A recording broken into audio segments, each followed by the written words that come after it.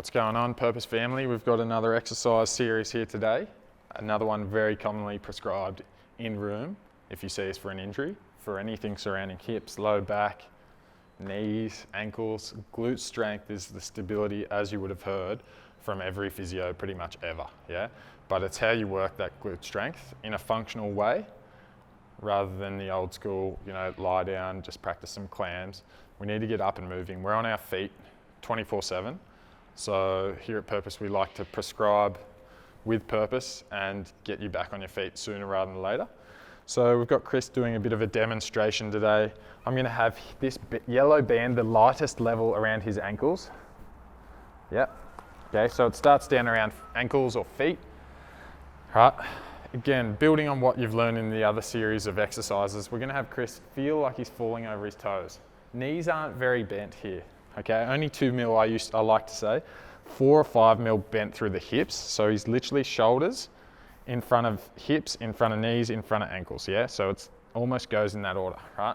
For Chris, he's got to scoop stomach a bit more, breathe the ribs down, okay? From there, with that fall over the ankles, like he's falling through my hands, okay? Push through my hands. Nice, straighten out your knees a smidge more. I want you to just go tiny little steps against that resistance back out to your left there, yeah? You want to be mindful you're not turning on TFL, this pocket of muscles at the front that gets very tight. Tiny little side to sides. You can call them monsters, you can call them sidewalks, but again, slips into a bit too much knee bend. We want to be taller out of those knees and falling over the toes, yeah, from the shoulders. That's it. Here, Chris will start to think, I'm going to drive out with my heels and work his glute med and min on the sides of his upper bum there, which he's doing really well. Okay, he's being mindful of keeping his ribs down, which is that nice cue we use for dragging down upper abs, okay, which is commonly just flared out, yeah. You'll see this one done at the gym, just legs down, just side. It's gonna just burn your quads, okay, and not accurately target glutes.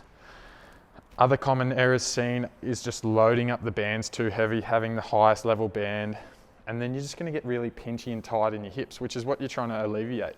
Okay, so I'll show you a side on here. Chris can come up tall, just stand side on, lovely. Hop into that same position, right?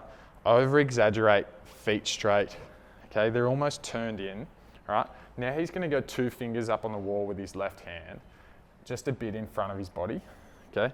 He's gonna shift his weight onto his balancing leg. He's gonna hike the movement leg up, nice. Fall over the ankles, perfect. Again, already shaking.